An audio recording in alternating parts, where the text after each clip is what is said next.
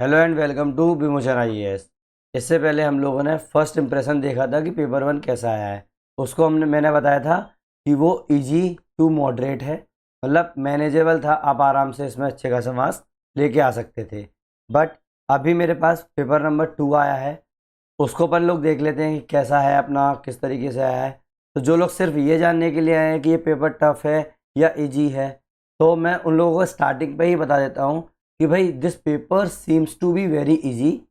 याद रखना, मेरे वर्ड्स पे दिमाग में लगाना कि ये दिख आपको बहुत इजी रहा है, but it is moderate to tough. और अगर मैं बोलूँ और ज़्यादा अच्छी तरीके से बोलूँ तो ये काफ़ी टफ टफ पेपर है।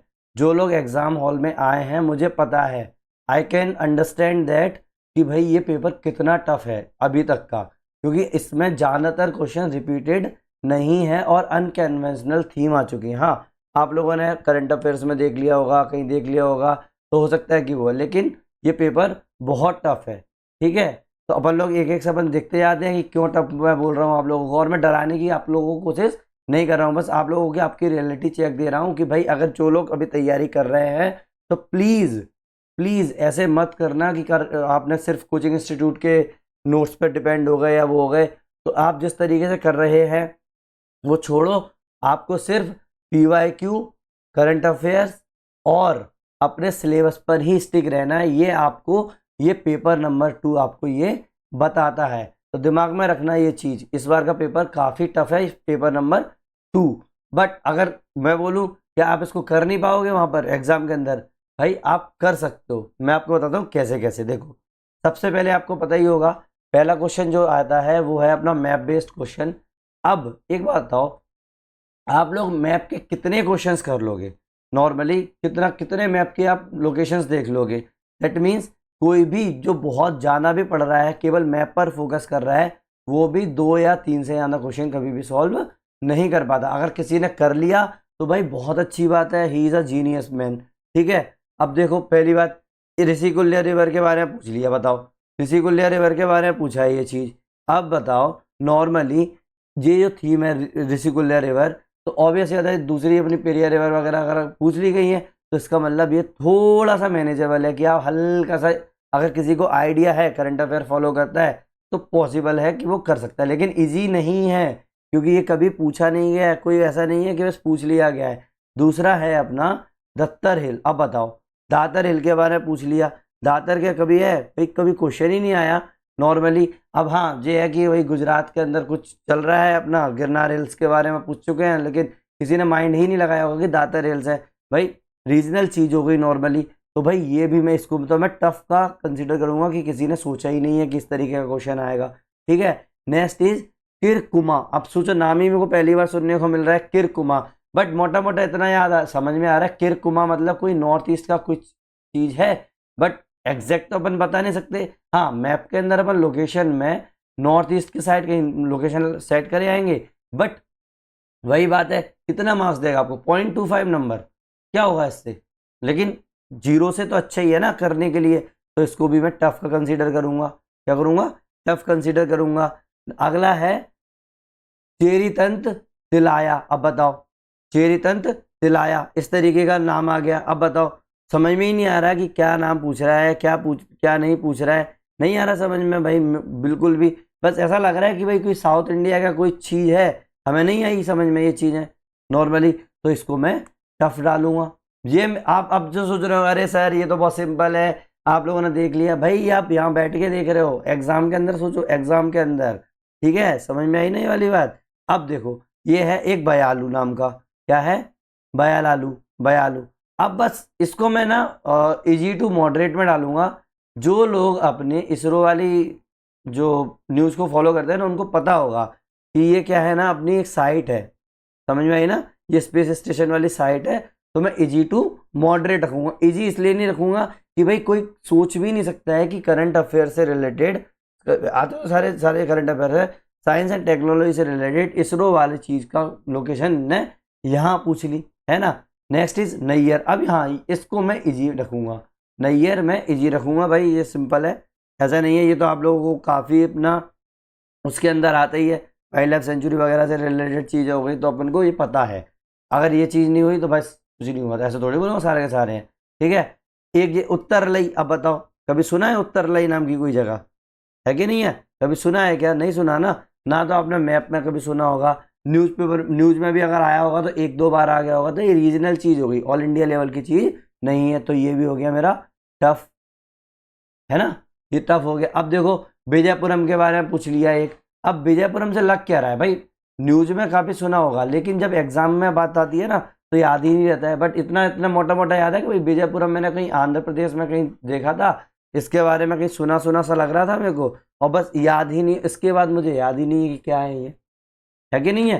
हाँ, जो लोग अपने प्री पर फोकस ज़्यादा करते हैं और फिर वो देखते हैं कि अरे यार ये तो मैं अपने लोकेशंस देखता रहा हूँ नॉर्मली, तो वो लोग थोड़ा बहुत कर सकते हैं। तो इसका मतलब इसको मैं मॉडरेट में डालूंगा, क्योंकि मेरे पास एक तो आइडिया आ ही गया ना कि ये अपना आंध्र प्रदेश है, साउथ इंडिया की साइड हो गया, तो वहाँ पे एक लोकेशन लगाया ना ज़्यादा से ज़्यादा, और अगर याद आ रहा है आपको कि आंध्र प्रदेश में है और वो लगाया ना, और पॉसिबिलिटीज आई थी कि इकोनॉमी कल्चरल से रिलेटेड कुछ चीज़ हो सकती है, बट एग्जाम में याद आए ना आए कुछ भरोसा नहीं है कि नहीं है।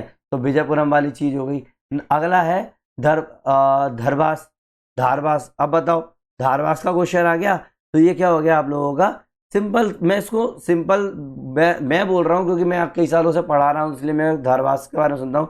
लेकिन जो एग्जाम में जो करके आता है नॉर्मली, उनको पता है कि भाई जम्मू कश्मीर के साइड अपने लोगों की चीज़ें, अपना स्पीति वैली, जस्कर वैली के बारे में पूछ लिया गया है। दैट मीन्स ये चीज़ भी अपन लोगों को न्यूज़ में रहती है, अपन को पता भी है इसके बारे में, बट इसको फिर भी मैं इजी नहीं बोलूँगा, इसको मैं मॉडरेट टू टफ बोलूँगा मैं, और ज़्यादातर इसको क्या बोलूँगा, टफ ही बोलूँगा मैक्सिमम। समझ में आया ना, ये टफ लोकेशन है, आप लोग करना बहुत मुश्किल है ये चीज़ का करना, तो मैं ये नहीं बोलूँगा कि भाई वो हो गया। अगला है गीता वितन। अब बताओ गीता वितान, नाम पहली बार ऐसा लग रहा है कि यार अजीब सा लग रहा है कि नहीं है। बस जिसको याद होगा कि भाई ये मेरा तो कोई शांति निकेतन के साइड चल रहा है, तो आप लोगों को याद होगा, नहीं तो नहीं होगा। तो बस वही हिट एंड मिस वाला केस हो गया, तो इसको भी मैं टफ बोलूँगा। तो इसका मतलब ये मेरा पूरा का पूरा जो लोकेशन है, सिर्फ एक लोकेशन जो मुझे मिली है वो बिल्कुल मैं बोल सकता हूँ कि इजी लोकेशन है, नैयर और जाना से ज़्यादा धरवास जो लोगों ने वो देखा है, लेकिन ये मैं पूरा का पूरा मॉडरेट टू टफ की तरफ जाता हुआ मुझे दिखाई दे रहा है। तो इसका मैं बोलूँगा ये टफ है, काफ़ी टफ है। अगर आप लोग न्यूज़पेपर फॉलो नहीं करते हैं, और एक्चुअली सबसे प्रॉब्लम की बात ये है कि प्रीवियस ईयर में भी ये वाले लोकेशंस नहीं पूछी गई हैं, और ये कोई सरप्राइज फैक्टर नहीं है। आप लोग बोलो अरे ये तो बहुत टफ हो गया, आप कैसे करेंगे, ये कोई सरप्राइज फैक्टर नहीं है, ऐसा ही होता है, लोकेशंस ऐसी ही आती हैं। अब देखते हैं अपने डिस्क्रिप्टिव क्वेश्चंस के ऊपर ज़्यादा फोकस करते हैं। ये देखो करेवा के बारे में पूछ ली। अब बताओ ये क्वेश्चन सिंपल है या टफ है।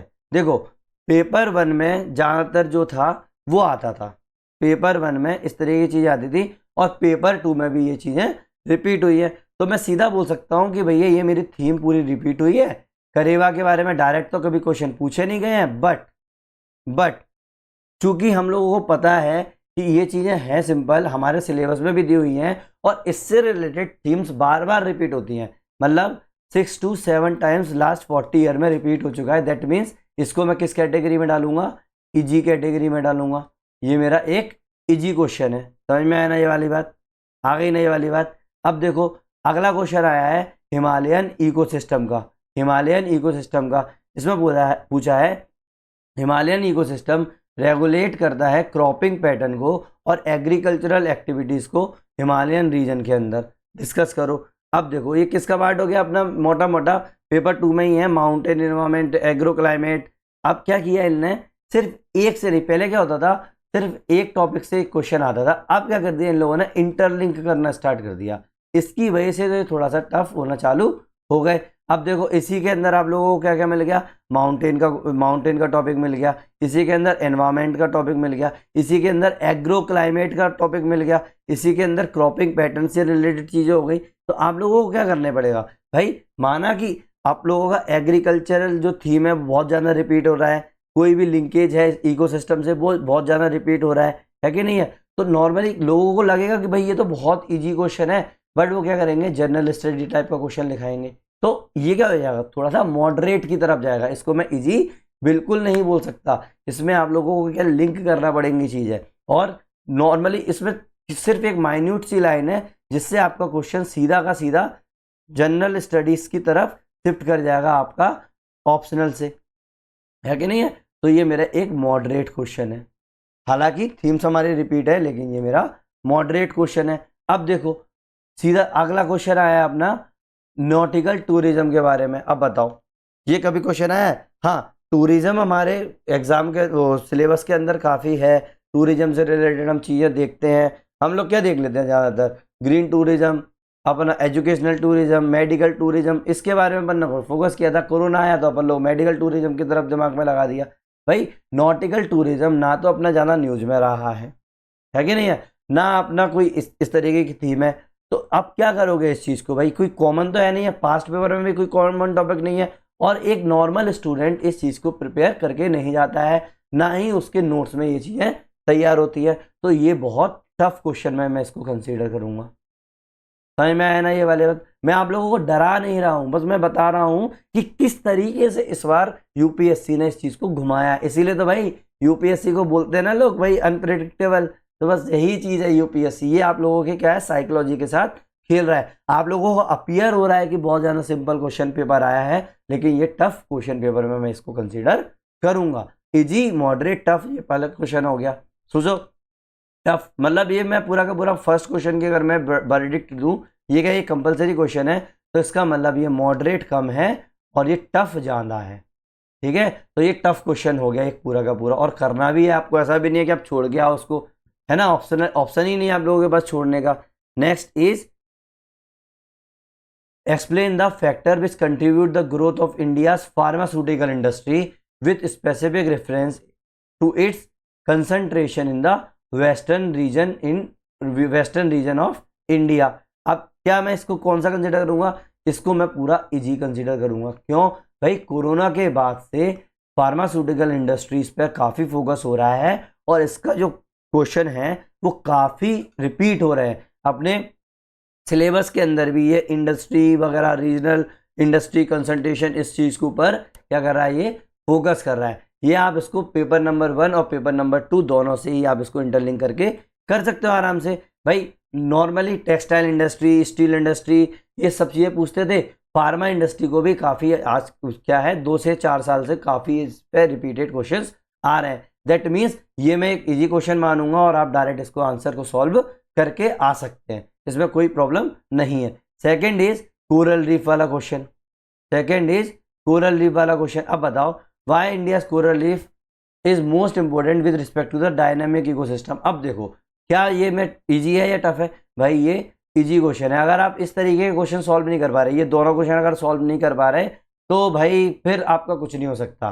नॉर्मली जो लोग करके आए हैं, जो लोग करके आए हैं, जो लोग बोल रहे हैं हम तो एग्जाम हॉल में बैठे थे उस टाइम में नहीं आया, भाई उस टाइम पर भी ये क्वेश्चन आप लोगों को हिट होगा ही होगा नॉर्मली। क्योंकि पेपर नंबर 1 में भी कोरल रीफ वाली चीज से रिलेटेड एक चीज दी थी। आपने देखा था ना, कोस्टल लैंडफॉर्म का एक क्वेश्चन पूछ लिया था।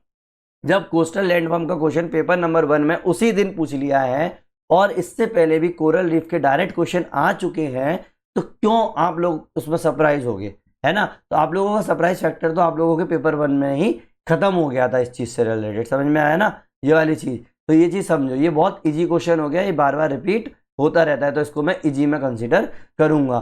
ठीक है, नेक्स्ट। अब मैंने अगर बोल दिया कि टफ पेपर आया, तो इसका मतलब ये थोड़ी है कि सारे के सारे क्वेश्चन टफ आए। समझ में आई ना ये वाली बात? नेक्स्ट इज एग्रीकल्चरल सेक्टर के बारे में क्वेश्चन पूछा है। How the agriculture sector of India confront with the contemporary physical and the political economic changes.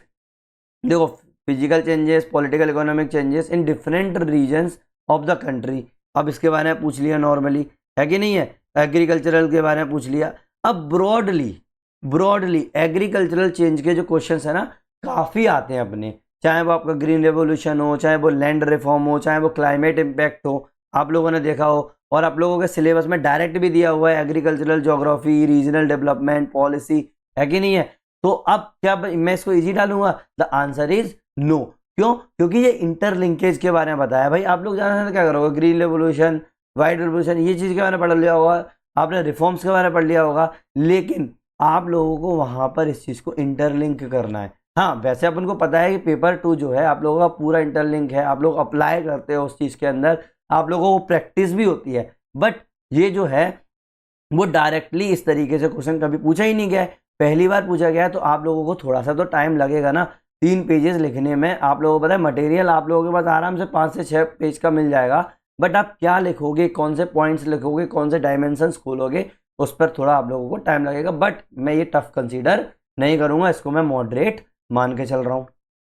समझ में आया ना ये वाली बात? तो मतलब मैं सेकंड जो वो है वो मेरा इजी ज़्यादा है और मॉडरेट कम है, तो इसको मैं इजी मान के चलूँगा। तो आप इसको आराम से क्या करके आ सकते हो, आराम से सॉल्व करके आ सकते हो, इसको आप अटेम्प्ट कर सकते हो रियल एग्जाम के अंदर। Next is pattern of the population distribution of the schedule caste and schedule tribe in different India, इनका socio economic problem with example अपन लोगों को कंसिडर करना है। अब बताओ ये कितना सिंपल क्वेश्चन है, ठीक है। आप लोग अब देखो यहाँ पे 2 टाइप के लोग होंगे, किसी को ये टफ लग रहा होगा, किसी को ये सिंपल लग रहा होगा, बट मैं ये कंसिडर करता हूँ कि जो लोग इस एग्ज़ाम की तैयारी ठीक से कर रहे हैं उनको ये इजी ही लगना चाहिए। अगर आप लोगों को टफ लग रहा है तो भाई आप लोगों को मैं कुछ नहीं बोल सकता नॉर्मली। क्यों? क्योंकि ये क्वेश्चन काफ़ी रिपीट हुआ है, और जब हम लोग सीधा पॉपुलेशन, सोशल ज्योग्राफी और रिलीजन डिस्पैरिटीज़ वाला पोर्शन कवर कर रहे होते हैं ना, तो ये पॉपुलेशन डिस्ट्रीब्यूशन शेड्यूल कास्ट का, शेड्यूल ट्राइब का डिफरेंट इंडियन रीजन में हम लोग पहले से कर लेते हैं। सोशो इकोनॉमिक प्रॉब्लम भी हम लोग कर लेते हैं। ऐसा नहीं है कि हम लोगों को कहीं ना कहीं से सोचना पड़ेगा। ये तो आपके रेडीमेड नोट्स होंगे। रेडीमेड नोट्स का मतलब आप लोगों का ये सिंपल है, आप लोग हर बार ये चीज़ें पढ़ते हो, तो ये क्या हो जाएगा, ये एक इजी क्वेश्चन हो जाएगा। बट हाँ, कई लोग बोलेंगे कि अरे सर इसमें तो डायग्राम ही नहीं बनेगा, कैसे करेंगे? भाई एक बात बताओ, क्यों नहीं बनेगा डायग्राम? सीधी सीधी बात है, इनने पॉपुलेशन डिस्ट्रीब्यूशन पूछा है, आप इंडिया का डायग्राम बना के उसके अंदर डिस्ट्रीब्यूट कर दो कि कौन कौन सी जगह पर एससी है, कौन सी जगह पर एसटी है, किस तरीके की है, तो आराम से ये चीज़ें हो जाएंगी। तो मतलब सोचने की भी ज़रूरत नहीं है। समझ में आया ना? तो ये एक ईजी क्वेश्चन है। आप सोचो आपके 20 मार्क्स के क्वेश्चन सिंपल आ रहे हैं, 15 मार्क्स के चाहे टफ मान लो, लेकिन 20 मार्क्स के क्वेश्चन काफ़ी सिंपल है। तो वो चीज़ जो हो गई, आप लोगों को देखने में जितना चीज़ लग रही है वो जब आप एक्चुअल में करने बैठते हो, और मैं बिल्कुल एग्जाम के पैटर्न के पर्सपेक्टिव से ये चीज़ बोल रहा हूँ, ठीक है। Next is highlight the characteristic of the land utilisation in Eastern Ghat. देखो ईस्टर्न घाट के बारे में पूछ लिया, और पूछ लिया कि रीसेंट थ्रेट क्या है लैंड यूटिलाइजेशन मेथड के और रीजन के। अब देखो, क्या मैं इसको इजी कंसीडर करूंगा? मैं अगर एग्जाम हॉल में बैठा हूं, मैं जिस तरीके से बैठा था, अगर मैं एग्जाम हॉल में बैठा हूं, दैट मीन्स ये उस टाइम पर मेरे दिमाग में आएगा कि भाई मैंने तो वेस्टर्न घाट का यहाँ देखा हुआ है, ईस्टर्न घाट का तो बहुत कम आता है ना। कोई कॉमन टॉपिक तो है नहीं, कॉमन टॉपिक नहीं है, तो इसका मतलब वहां पर आपको सोचने के लिए कम से कम 1 या 2 मिनट चाहिए ही चाहिए, कि जिससे मेरा ये टॉपिक है वो मेरा वेस्टर्न घाट की जैसा ना बन जाए। दैट मीन्स ये मेरा एक मॉडरेट टॉपिक है। अब इसको मैं टफ क्यों नहीं बोल रहा? क्यों? क्योंकि जब आप लोग कंसिडर करते हो, जब आप इसको पढ़ते हो नॉर्मली, तो क्या होगा, आप रीजनल ज्योग्राफी पढ़ोगे तो क्या करोगे, उसके अंदर आप ये चीज़ें पढ़ते हो, है कि नहीं? समझ में आया ना? वेस्टर्न घाट, ईस्टर्न घाट जब पढ़ते हैं तो ईस्टर्न घाट अपन लोग थोड़ा सा कम फोकस करते हैं, इसीलिए इसको मैं मॉडरेट कैटेगरी में डालूंगा। आई एम सॉरी, ठीक है। तो ये एक मॉडरेट टॉपिक है। आप लोग सोचोगे अरे नहीं सर हम तो लिख आए हैं। भाई पहले आप अंदर झांक के देखो कि क्या आपने ये क्वेश्चन कहीं जनरल स्टडीज लेवल का तो नहीं लिख दिया। भाई याद रखना, ये ज्योग्राफी ऑप्शनल का है, इसके अंदर आप लोगों को ऑप्शनल के बेस पर ही लिखना पड़ेगा, की टर्म्स यूज करने पड़ेंगे, काफ़ी पेपर 1 से लिंक करना पड़ेगा साथ में, और आप लोगों को करंट अफेयर से लिंक करना पड़ेगा। तो इस तरीके की ये चीज़ें करनी पड़ेगी। 15 मार्क्स का क्वेश्चन है भाई, नॉर्मली आप जनरल स्टडीज़ की तरह यूज़ नहीं कर सकते। समझ में आने वाली बात? नेक्स्ट, अब क्या मैं इसको ईजी मानूँ या टफ मानूँ? What are the challenges of the dairy sector in India, describe the contribution of the bovine population. भाई मैं तो सीधा बोलूँगा कि ये एक ईजी क्वेश्चन है, ठीक है। कई लोग बोल सकते हैं कि नहीं सर ये तो कभी आया नहीं है। भाई इससे पहले आप लोगों का वाइट रेवोल्यूशन का क्वेश्चन आ चुका है, और ऊपर से ट्रंप की पॉलिसीज की वजह से आप लोगों को पता है ये वाला जो वाइट रेवोल्यूशन है डेयरी सेक्टर वाला है, ये कितना न्यूज़ में रहा है कि जब ट्रंप है वो बोल रहा है कि भाई हम लोगों का जो मिल्क है बाहर वाला वो आप अपने में कंसिडर कर लो। भाई मोदी जो है, पीएम नरेंद्र मोदी जो है वो कर क्या रहे हैं अभी कि भाई वो सेक्टर को ओपन नहीं करना चाह रहे, जिसकी वजह से तो हम लोगों को जो इकोनॉमिक सेक्शंस देखने को मिल रहे हैं अमेरिका की तरफ से, है कि नहीं है। तो डेयरी सेक्टर तो आना ही आना था। अब वो चाहे वो जनरल स्टडीज में आ सकता था, चाहे वो आप लोगों का ऑप्शनल में आ सकता था, बट अगर जनरल स्टडीज में नहीं आया नॉर्मली तो क्या होगा आप लोगों का, इसमें तो आएगा ऊपर से आप लोगों के जनरल स्टडीज में इस तरीके के क्वेश्चंस आते हैं। दैट मीन्स ये एक इजी क्वेश्चन है और आप इसको आराम से कर सकते हैं। हाँ, इसके अंदर बस जो बोवाइन पॉपुलेशन वाला जो पार्ट है, बोवाइन पॉपुलेशन वाला पार्ट है, तो आप लोग जब जैसे ही ये कर रहे हो, हाँ कई लोग नहीं पढ़ते हैं इस चीज़ को, मोबाइल पॉपुलेशन वाली चीज़ को। नॉर्मली ये क्या है, इकोनॉमिक ज्योग्राफी की बात हो गई, एग्रीकल्चरल इकोनॉमिक ज्योग्राफी की बात हो गई, तो क्या हो जाएगा नॉर्मली आप इसको पढ़ोगे ही पढ़ोगे, ऑब्वियस सी बात है। क्यों? क्योंकि ये करंट अफेयर में बहुत जाना था। और ऐसा नहीं है, क्या है ना, मृणाल सर का मैंने काफ़ी वीडियो देखे, वो हमेशा बोलते हैं आपको सपना आ जाना चाहिए था।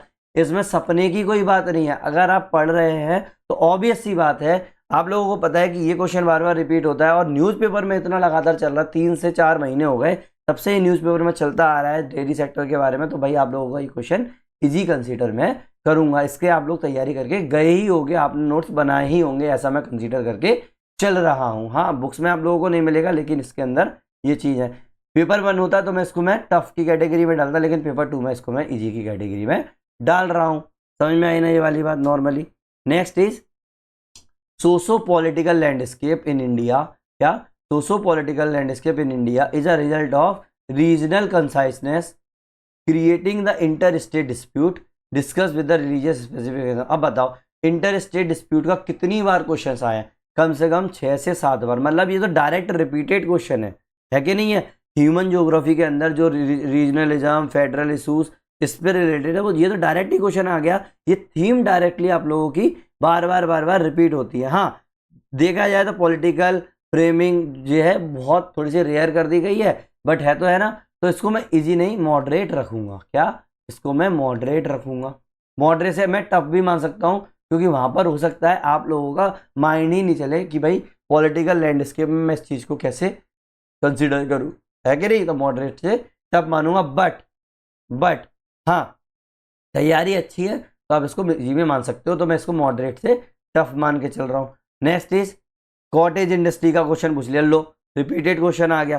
कॉटेज इंडस्ट्री का क्वेश्चन पहले भी आया था नॉर्मली, और ऊपर से करंट अफेयर में आप लोगों ने कंसीडर किया होगा, नॉर्मली देखा होगा कि जब कॉटेज इंडस्ट्रीज के को प्रॉब्लम ना हो, इसके लिए मोदी गवर्नमेंट ने क्या किया है, ड्यूटी फ्री कर दिया पूरा का पूरा बाहर का इंपोर्ट अपन लोगों ने 30 दिसंबर तक कर दिया है। तो ऑब्वियस सी बात है, ये न्यूज़ में भी है, अपना रिपीटेड थीम भी है। कॉटेज इंडस्ट्री के जो कंसेप्ट है बार बार रिपीट होता है, बट जो एग्जैक्ट कंसेप्ट जो है ना वो डायरेक्ट पूछा नहीं गया है कि नहीं? वो डायरेक्ट पूछा नहीं गया है। अब करंट अफेयर वाली बात है, आपके नोट्स में तो कॉटेज इंडस्ट्री का किया ही होगा, इंडस्ट्रियल लोकेशन वाली चीज से रिलेटेड पूछ लिया होगा चीजें। तो मतलब रूरल इंडस्ट्रीज वाला जो है वो थीम तो रिपीट हो रहा है, बट कंसेप्ट जो है ना जो कॉटेज इंडस्ट्री का, वो बहुत ज़्यादा थीम में कंसिडर नहीं किया गया है। करंट अफेयर में आता है तो इसको मैं इजी भी बोल सकता हूँ और टफ भी बोल सकता हूँ। दैट मीन्स मैं इसको मैं मॉडरेट मान के चल सकता हूँ कि आप लोगों का वहाँ पर, क्योंकि प्रेशर भी तो डिपेंड करता है ना आप लोगों का कितना प्रेशर है वहाँ पर, किस तरीके से आप लोग क्वेश्चन पेपर देखोगे आप लोग, अरे अच्छा कॉटेज इंडस्ट्री का आ गया, अब ये तो मैं कर दूंगा। बट जैसे ही आपने आगे और जाना पड़ा, नॉर्मली सोशो इकोनॉमिकल स्ट्रक्चर पढ़ लिया, उसका अपना रेफरेंस देख लिए different type of cottage industries से रूरल इंडियाज में, तो क्या हो गया, ये थोड़ा सा टफ कंसिडर मैं कर लूँगा। तो इसलिए मेरा मॉडरेट क्वेश्चन हो गया। उसका मतलब ये है तो पूरा मॉडरेट में बोल रहा हूँ किसके लिए, जिन लोगों ने प्रिपेयर किया है, अच्छा खासा प्रिपेयर किया है, जो अपने प्रीवियस ईयर क्वेश्चन से स्टिक रहते हैं, जो अपने सिलेबस से स्टिक रहते हैं, तो उसके लिए मॉडरेट है। बाकी ये टफ क्वेश्चन कंसीडर करूंगा दोनों के दोनों को। Now next is rural settlement in India highly diversified due to the physical and the cultural factor. अब बताओ, ये भी एक मॉडरेट क्वेश्चन होगा। क्यों? क्योंकि भाई सेटलमेंट ज्योग्राफी, कल्चरल लैंडस्केप ये आप लोगों ने पढ़ा होगा, तो सेटलमेंट टाइप के तो ये बहुत ज़्यादा फ्रिक्वेंट है ना। कॉम्पैक्ट, न्यूट्रिटेट, जो भी आप लोगों के डिस्पर्टेड, जो जितने भी आप लोगों के तरीके के क्वेश्चन आए, भाई ये तो एक क्लासिकल टॉपिक है। बट प्रॉब्लम आती है आप लोगों की जब आप जस्टिफाई करने के लिए बोलते हो, क्योंकि आप लोगों ने अभी तक क्या किया है, पेपर 1 की तरह से कंसीडर किया है। क्या किया है? पेपर 1 की तरह से कंसीडर किया है। ये पेपर 1 का एक क्लासिक एग्जाम्पल है। पेपर 1 में डायरेक्ट इस तरीके के क्वेश्चन अगर आ जाए ना, तो आप आराम से 15 में से 10 क्वेश्चन या 10 नंबर या 11 नंबर आराम से ला सकते हो। लेकिन ये पेपर 2 की बात आ गई, इसमें क्या हो गया, आप लोगों का अप्लाई करना है, दैट मीन्स ये थोड़ा सा टफ हो गया, तो मतलब मैं इसको मॉडरेट से टफ कंसीडर करूंगा। ये डिपेंड करता है कि किस पेपर में पूछ रहा है। टॉपिक आप लोगों को लगेगा बड़ा सिंपल है, आप लोग क्या करोगे, सिर्फ पेपर 1 वाला आंसर लिखाओगे और आप लोगों के मार्क्स कम हो जाएंगे। तो इसका मतलब ये पूरा का पूरा जो 4th वाला है ना, ये मॉडरेट से टफ की तरफ जाता हुआ मुझे दिखाई दे रहा है। आप देखो इजी कितने कम क्वेश्चन हुए, सिर्फ ये फर्स्ट वाला क्वेश्चन में एक ऊपर वाला क्वेश्चन इजी हुआ, सेकेंड वाले में आप लोगों का ये 2 क्वेश्चन इजी हुए, थर्ड वाले में आप लोगों का 20 मार्क्स का क्वेश्चन इजी हो गया, और ये वाला थर्ड वाला भी 15 मार्क्स का भी इजी हो गया। फिर उसके बाद ये टफ क्वेश्चन हो गए। अब अपन सेक्शन बी पे आते हैं, है कि नहीं है। आप सेक्शन बी पे आते हैं, सेक्शन बी में आप देखो, नॉर्मली आप जब पहली नहर में देखोगे ना, आप बोलोगे अरे अच्छा, रूरल अर्बन फ्रिंज वाला जो क्वेश्चन है, डिलिनेटेड वाला क्वेश्चन है, ये तो बड़ा सिंपल है, ये तो मैंने पढ़ा हुआ है, पेपर 1 में मैंने अर्बन ज्योग्राफी में पढ़ा हुआ है, प्री अर्बन स्टडीज़ में मैंने पढ़ा हुआ था, अर्बन फ्रिंज के बारे में पढ़ लिया था, पेरी अर्बन कंसेप्ट के बारे में पढ़ लिया था, है कि नहीं है। तो आप लोगों को मोटा मोटा याद आएगा कि अरे भाई ये तो ठीक है, मैंने पढ़ा हुआ है, बट इस तरीके के जो क्वेश्चंस थे वो पीवाईक्यू में तो आए ही नहीं है। पढ़ लिया है, आप खुश भी हो गए, जब आप लिखने के लिए बैठोगे ना, आप लोगों के पास पॉइंट्स ही नहीं होंगे, है कि नहीं है। ऊपर से ये क्या है, ये पेपर 1 थोड़ी है, ये पेपर 2 है, इसमें आप लोगों को अप्लाई करना है चीज़ है भाई। देखो एग्जाम्पल्स पूछ रहा है तो अप्लाई करना है, तो 2 पेज का क्वेश्चन में भी आप लोगों को काफ़ी सोचना पड़ सकता है। तो इसको मैं क्या डालूँ, मॉडरेट से टफ की तरफ ये जाएगा, सीधा, ठीक है। मैं अगर बैठ के यहाँ पे अभी मैं बोलूँ कि भाई ये सिंपल क्वेश्चन है क्योंकि ये तो आता है भाई मेरा सिलेबस में है, तो भाई नहीं, ये मॉडरेट से टफ की तरफ जाता हुआ दिखाई दे रहा है। Next is spatial distribution of the religious group in India does not show any specific pattern. अब देखो ये क्वेश्चन को मैं इजी टू मॉडरेट ही कंसीडर करूंगा, क्यों, क्योंकि ये क्वेश्चन काफ़ी आ चुका है, ठीक है, ये क्वेश्चन काफ़ी आ चुका है भाई, बहुत ज़्यादा क्लियर होता है। हाँ, अभी तक कोई भी स्पेसिफिक पैटर्न नहीं दिया हुआ है, इससे रिलेटेड क्वेश्चन नहीं पूछा है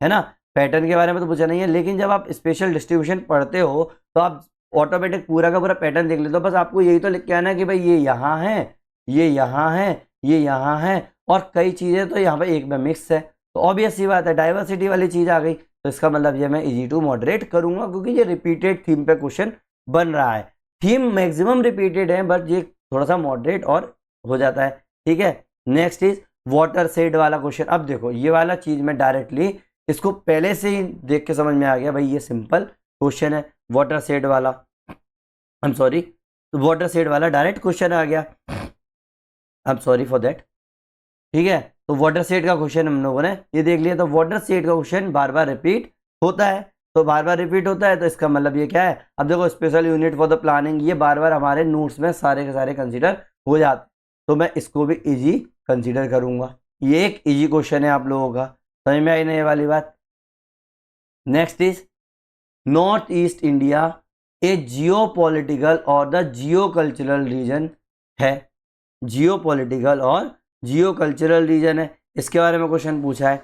इससे पहले क्वेश्चन जो थे, अब देखो ये डायरेक्ट सिलेबस में तो है ही है, और ये नॉर्थ ईस्ट वाला जो है ना पोर्शन, वो बहुत ज़्यादा आता है, ये रिपीटेड थीम है पूरी की पूरी, ये रिपीटेड थीम है और बार बार क्वेश्चन पूछा जाता है, तो आप लोगों के पास इसके नोट्स पहले से ही तैयार होंगे ही होंगे। तो इसको मैं क्या करूँगा, एक इजी क्वेश्चन कंसीडर करूँगा, ये एक मेरा इजी क्वेश्चन हो गया 5th में, है कि नहीं है। तो मतलब मेरे जो सेक्शन बी जो है, सेक्शन बी है, उसके अंदर मेरा इजी टू मॉडरेट क्वेश्चन हो गए। नेक्स्ट मखाना, अब देखो फॉक्सनेट, अब बताओ, आप कॉमन सेंस लगाना ये चीज़, क्या आप इसको कंसीडर नहीं कर रहे थे, है ना, क्या आप इसको कंसीडर नहीं कर रहे थे कि फॉक्सनेट का क्वेश्चन नहीं आएगा। इस बार लोगों ने बहुत सारा सोचा कि भाई मेरा फॉक्सनेट का क्वेश्चन प्री में आएगा, मेरा फॉक्सनेट का क्वेश्चन प्री में आएगा। आप लोगों को पता था कि ये न्यूज़ में इतना ज़्यादा है, इतना ज़्यादा है, तो ऑब्वियस सी बात है ये क्वेश्चन आपका आना ही आना है।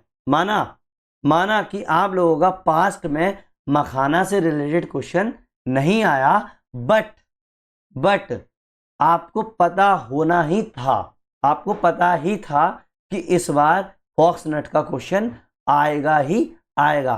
तो देखो डायरेक्ट क्वेश्चन आ गया, इसको मैं क्या करूँगा, इजी कंसीडर करूँगा, क्या करूँगा, इजी कंसिडर करूंगा, क्योंकि क्रॉपिंग पैटर्न में तो आता ही आता है, थीम भी आपकी रिपीट हो रही है, और जितना ज़्यादा ये न्यूज़ में था उस हिसाब से इसको आना ही था, चाहे वो जनरल स्टडीज़ में आता, चाहे वो हमारे एग्ज़ाम में आता। आप लोगों ने इसकी तैयारी प्री से ही करते आ रहे थे, समझ में आई ना ये वाली बात। तो ये मेरा एक इजी क्वेश्चन हो गया। दैट मीन्स सेक्शन ए में फर्स्ट क्वेश्चन से ज़्यादा इजी मेरा सेक्शन बी का 5th क्वेश्चन है। समझ में आया ना ये। Now describe the cause of phenomena of the urban heat island. अब बताओ क्या ये क्वेश्चन, अब देखो जिसने भी ये नहीं वो किया तो भाई मैं इसका कुछ नहीं बोल सकता, I am sorry for that, जिसने भी ये कंसिडर नहीं किया। बट ये क्वेश्चन एक इजी कैटेगरी में आता है, क्योंकि अर्बन हीट आइलैंड जो है ये मोस्ट इंपॉर्टेंट टॉपिक है आज के टाइम का, और ये बार बार रिपीट हो रहा है 2 से 3 साल से। 2 से 3 साल से ये क्या है, काफ़ी न्यूज़ में रहा है और ये बार बार रिपीट हो रहा है। समझ में आया ना अर्बन हीट आइलैंड का। हाँ, ये पेपर 1 का टॉपिक है, ये पेपर 1 का टॉपिक है, बट ये क्या है, हमारा पेपर 2 में कंसिडर होगा, क्योंकि इंडिया से रिलेटेड है और आराम से किसी भी टेक्स्ट बुक में आप लोगों को ये क्वेश्चन मिल जाएगा। तो ये मेरा एक इजी क्वेश्चन है।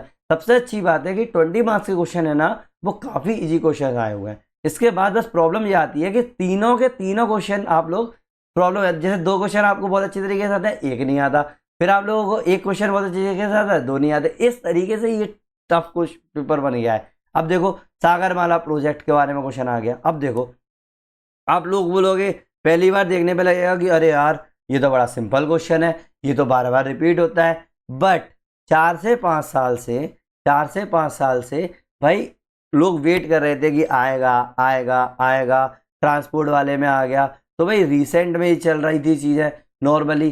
तो जो लोग अभी भी अगर इसको टच में रखे गए थे सागरमाला प्रोजेक्ट को, उनके लिए तो सिंपल हो गया। बट जो लोग नहीं कर रहे थे तो वो तो इजी से मॉडरेट की तरफ हो गया, तो इजी से मॉडरेट हो गया, ठीक है, नॉर्मली। कौन सा था, हाँ I am sorry for that.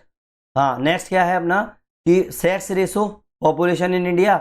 ये तो भाई क्लासिकल, इसको तो क्लासिक बोलूँगा, ये तो बार बार आता ही है, ये क्वेश्चन बार बार रिपीट हुआ है, 6 से 7 बार रिपीट हुआ है, तो इसको मैं इजी ही कंसीडर करूँगा। ऐसा कुछ नहीं है कि ये मॉडरेट में जाएगा। दैट मीन्स मेरे को पहला ऐसा क्वेश्चन मिला है पूरे पेपर के अंदर, 6th क्वेश्चन, जो पूरा का पूरा मेरा इजी मैं कैसे कंसीडर करूँगा। समझ में आया ना ये वाली बात। No next is factors that contributes to the drought in India in specific reference to the food production, distribution and availability. Can Indian agriculture policy resolve the issue? है कि नहीं है ये पूरा का पूरा। अब बताओ ये क्या क्वेश्चन रिपीटेड नहीं लग रहा आप लोगों को, है कि नहीं है। चाहे ड्रॉट हुआ, चाहे फूड सिक्योरिटी हुए, ये क्या है, बार बार आती है ये थीम, बार बार बार बार बार बार बार बार। हाँ, अब आप अगर ये सोचो कि भाई मेरा तो डायरेक्ट क्वेश्चन, जैसे मेरे पेपर 1 में डायरेक्ट क्वेश्चन रिपीट होते थे, इस तरीके से क्यों नहीं हो रहे भाई, ये अप्लाइड वाली चीज़ है ना, अप्लाइड ज्योग्राफी वाली चीज़ है। पेपर नंबर 2 तो हमेशा अप्लाइड ही होता है ना, तो इसमें डायरेक्ट तो ऐसे आएंगे नहीं, लेकिन थीम तो रिपीट हो रही है ना, तो इसको मैं क्या करूँगा, सीधा सीधा इजी में कंसीडर कर लूँगा। ये भाई सब जिसने भी ये क्रॉस करके आया भाई, मैं इनका कुछ नहीं बोल सकता, फैक्टर्स कर ही सकते थे नॉर्मली। ये एक इजी क्वेश्चन है, ये आप आसानी से सॉल्व करके आ सकते हो। देखो मैं अभी तक ये चीज़ नोटिस कर पा रहा हूँ कि 20 मार्क्स का क्वेश्चन लगभग हर चीज़ में इजी ही है। देखो यहाँ पे इसमें मॉडरेट था, यहाँ पे इजी था, ये देखो यहाँ भी इजी था, तो मतलब 20 मार्क्स के क्वेश्चन जो है वो इजी ही क्वेश्चन है। बट जब करके बैठते हैं तो नंबर आप लोगों के कम है। अब याद रखना, ये 20 मार्क्स का क्वेश्चन है, इसमें आप मैक्सिमम 12 से 13 मार्क्स लेके आ पाओगे, उससे ज़्यादा नहीं ला पाओगे, फिर भी मैं इसको इजी कंसीडर करूँगा। Next is what are the causes and consequences of the land degradation due to the desertification in India? Examine the reference of the various regional issue. अब बताओ डिजर्टिफिकेशन का क्वेश्चन है। अब आप बोलोगे पहली नज़र में, अरे सर ये तो बहुत सिंपल क्वेश्चन है, ये तो हम लोगों ने पढ़ा हुआ है। द आंसर इज नो, ये सिंपल क्वेश्चन नहीं है। ऐसे ही तो ये है, ये आप लोगों को ट्रिक कर रहे हैं ये क्वेश्चन। क्यों? क्योंकि आप लोगों ने ये पढ़ा है पेपर नंबर 1 के अंदर। समझ में आया ना, ये आप लोगों ने पढ़ा है पेपर नंबर 1 के अंदर। जब पेपर नंबर 1 के अंदर कर रहा है तो आप लोगों की तैयारी कैसी होगी, पेपर नंबर 1 की होगी। तो इसका मतलब ये थोड़ा सा मॉडरेट से टफ की तरफ आता है आप लोगों को। मतलब ये इसलिए से मॉडरेट टू टफ नहीं है, ये इसलिए मॉडरेट टू टफ है क्योंकि आप लोगों को लगता है कि ये सिंपल है और आप उसी तरीके से क्वेश्चन लिख के आओगे और फिर एग्जाम में आप लोगों को इस पर मार्क्स नहीं मिलेंगे। समझ में आया ना? तो इसको मैं एक मॉडरेट से टफ क्वेश्चन कंसीडर करता हूं। मैं भाई प्रैक्टिकल बात कर रहा हूं, एग्जाम वाली बात। एग्जाम हॉल में it appears to be easy, but ये मॉडरेट से लेकर टफ क्वेश्चन आएगा। ठीक है, next is blue economy. Next is blue economy. अब बताओ, मरीन और इकोनॉमिक ज्योग्राफी से ये क्वेश्चन आया है। ब्लू इकोनॉमी जो है ना, अभी के टाइम पे रिसेंट पॉलिसी जो चल रही है ना, वो करंट अफेयर में काफी आया हुआ है। और फिशरीज, पोर्ट, ये वगैरह ये चीजें को क्वेश्चन है ना, पहले काफी बार पूछे गए हैं। बट ब्लू इकोनॉमी ये है डायरेक्टली जो है कभी भी पूछा नहीं गया है। और मैं ये भी नहीं बोलूंगा कि भाई ये एक इजी क्वेश्चन है क्योंकि ये मेरा करंट अफेयर में आया। क्यों? क्योंकि इंडिया के इनिशिएटिव्स की बात चल रही है। भाई आप लोगों को सपना तो आएगा नहीं, है ना? आप लोगों को सपना तो आएगा नहीं कि भाई नहीं यार ये तो है, क्योंकि ये इतना ज्यादा भी न्यूज में नहीं रहा है। जैसे कि अपन लोगों की कॉटेज इंडस्ट्री, आप लोगों का मखाना, ये इतने न्यूज में रहे थे, है कि नहीं? डेयरी सेक्टर ये बहुत ज्यादा न्यूज में थे। लेकिन ब्लू इकोनॉमी जो है वो इतना न्यूज में रहा नहीं है। तो इसका मतलब ये मेरा मॉडरेट से टफ कंसीडर करूंगा और इसको मैं बहुत ज्यादा टफ ही रखूंगा क्योंकि ये एक टफ क्वेश्चन है। अगर आप वहां पर एग्जाम में हकीकत में बैठे हुए हो तो अब बाहर बैठ के आप कुछ भी बोलते रहो, कोई बंदा बोलेगा अरे तो बड़ा सिंपल क्वेश्चन है, बड़ा आराम से हो जाएगा ना, गलत। तो ये मेरा एक टफ क्वेश्चन है, मैं इसको कंसीडर करूंगा। Next, green agriculture. Green architecture के बारे में पूछा है और principle and challenges in response of the climate change. अब बताओ, ग्रीन आर्किटेक्चर का क्वेश्चन पूछा है। अब बताओ, ह्यूमन इन्वायरमेंटल ज्योग्राफी से रिलेटेड चीज आ गई। तो इन्वायरमेंट जो है, इन्वायरमेंटल एडेप्टेशन वाली जो क्वेश्चंस आए हैं वो आते तो थे शुरू से ही। ग्रीन आर्किटेक्चर का क्वेश्चन जो है जैसे बिल्डिंग डिजाइन वगैरह वो पहले पूछ लिए गए थे, नीश है बिल्कुल एकदम से। तो इसका मतलब ये कनेक्टेड तो है बट रियल एग्जाम के अंदर आप लोगों को क्लिक करना बहुत मुश्किल है कि भाई ये ग्रीन आर्किटेक्चर में मैं लिख कर क्या हूं, है कि नहीं है? तो ऑब्वियस सी बात है, जब आप लोगों को क्लिक ही नहीं होगा दैट मीन्स आप लोगों का ये टफ क्वेश्चन है।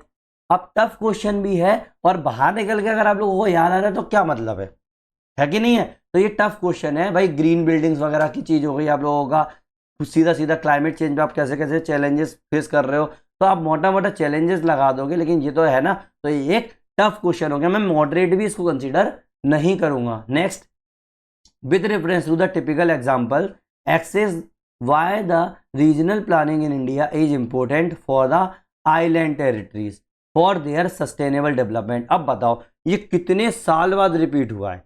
कितने साल बाद रिपीट हुआ है भाई? जब अपनी सुनामी आई थी 2004 में, उसके बाद से जब इस तरीके के क्वेश्चंस आए उसके बाद से तो आइलैंड टेरिटरीज की प्लानिंग जो थी अपन लोगों ने इतना किए नहीं था। तो मतलब ये बहुत रेयर क्वेश्चन है और ये लोग अपन लोग तैयारी नहीं करते हैं। तो ये भी अपना एक टफ क्वेश्चन है। हाँ, अगर आपको कुछ नहीं आ रहा तो थोड़ा बहुत आप लिख ही आओगे, बट ये एक टफ क्वेश्चन है, ये इसको आप सॉल्व करना बहुत मुश्किल हो जाएगा। Next is with reference to international boundary of India discuss the related issue giving the suitable example. हाँ, ये अपना थोड़ा सा मॉडरेट क्वेश्चन हो गया, इजी टू मॉडरेट क्वेश्चन हो गया कि भाई अपन लोगों को इंटरनेशनल बाउंड्रीज के बारे में देख सकते हैं, कौन कौन से इशूज चल रहे हैं देख सकते हैं। भाई ये रिपीटेड क्वेश्चन है, बार बार आता ही आता है। समझ में आया ना ये वाली बात? नॉर्मली है कि नहीं, है ना? आ गई ना समझ में ये चीज? नॉर्मली हो गए अपने सारे के सारे क्वेश्चन। नाउ फाइनल वर्डिक्ट क्या होगा? देखो, फाइनल वर्डिक्ट अगर मैं क्विकली बोलूं तो भाई देखो अपने पास कितने क्वेश्चन इजी होंगे। मैं इजी टू मॉडरेट वाले को भी केवल मॉडरेट मान चलूंगा, तो डायरेक्ट इजी क्वेश्चन जो होंगे वो मेरे सिर्फ 2 क्वेश्चन मुझे मिले। एक मिला मेरे को करेवा वाला, एक मिला मेरे को टूरल वाला, है कि नहीं? ये क्या है? ये मेरे डायरेक्ट क्या थे? रिपीटेड थे। 2 और इजी होंगे, एक आपका कौन सा फॉक्सनट वाला, एक आपका डेयरी सेक्टर वाला। ये क्वेश्चन आप लोगों के इजी हो गए। दैट मीन्स इतने सारे उसमें से सिर्फ 2 क्वेश्चन है जो मैं उसको फुली इजी बोल सकता हूं। क्या बोल सकता हूं? फुली इजी बोल सकता हूं। और 3 क्वेश्चन और थे जो इजी थे। दैट मीन्स मेरे 5 क्वेश्चन जो है वो इजी क्वेश्चन है कि नहीं है? है कि नहीं है? हो सकता है मैं कुछ मिस तो नहीं कर रहा, वेट और देख लेते हैं अगर छूट रहा हो तो। देखो लोकेशन तो काफ़ी टफ थी। एक करेवा वाला क्वेश्चन सिंपल हो गया, ठीक है। फार्मास्यूटिकल इंडस्ट्री वाला भी इजी था, ठीक है, कोरल रीफ वाला। और अपना पॉपुलेशन डिस्ट्रीब्यूशन वाला भी इजी था, ठीक है। तो इस तरीके के ये question easy easy easy tough. हाँ, तो लगभग अपने 4 से 5 क्वेश्चन, मतलब इतने सारे में से 4 से 5 क्वेश्चन मैं ऐसे लिख देता हूँ सीधा सीधा। क्या है, मैं इस तरीके से मोटा मोटा नहीं बताऊँ। देखो 4 से 5 क्वेश्चन जो हैं वो इजी हैं। इसके बाद जो थे वो आप लोगों के बाकी के क्वेश्चन लगभग 18 क्वेश्चन, मतलब मान लो आप लोगों के 16 to 17 क्वेश्चन मॉडरेट से टफ की तरफ थे। अब इनमें से आप लोगों को लग रहे थे कि ये इजी हैं, बट ये मॉडरेट से टफ की तरफ है। और पूरे के पूरे अगर मैं एग्जैक्ट टफ की बात करूं तो 8 तो बहुत ज़्यादा ही टफ है। 8 क्वेश्चन तो बहुत ज़्यादा टफ थे, तो बहुत आप लोग सॉल्व करना बहुत मुश्किल हो जाता। जैसे आप लोगों के ईस्टर्न घाट वाला क्वेश्चन आ गया, ग्रीन एग्रीकल्चरल वाला क्वेश्चन आ गया, आइलैंड प्लानिंग वाला क्वेश्चन आ गया, है कि नहीं है। आपके मैप की लोकेशंस आ गई। तो ये क्या है, बहुत टफ क्वेश्चन थे। मॉडरेट के अंदर मैं अगर बोलूँ तो जैसे पॉलिसीज वाले क्वेश्चन आ गए, ठीक है। आप लोगों के अर्बन हीट आइलैंड जो है मैंने इजी में कंसिडर किया है, मॉडरेट में किया था, तो मैं इसको पूरा मॉडरेट में ही रखूँगा, अर्बन हीट आइलैंड, ठीक है, डायरेक्टली, ठीक है।